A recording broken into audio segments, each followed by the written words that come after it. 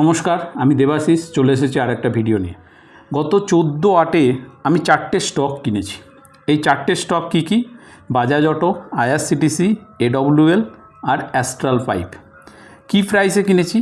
Bajaj auto কিনেছি 820 টাকায়, sell করব 10,844 টাকায়। আইআরসিটিসি 720 টাকায় কিনেছি, 1000 টাকায় সেল করব। এডব্লিউএল আদানি উইলমার কিনেছি 250 টাকায়, 800 টাকায় সেল করব। অ্যাস্ট্রাল পাইপ 1280 টাকায় কিনেছি, 2000 টাকায় সেল করব। আমি এই শেয়ারগুলো কিনেছি নিজস্ব প্রেডিকশান অনুযায়ী, এবং যে সেলিং প্রাইসটা বলছি বা যে টার্গেটটা বলছি সেটা আমি আমার নিজের এডুকেশান থেকে বলছি।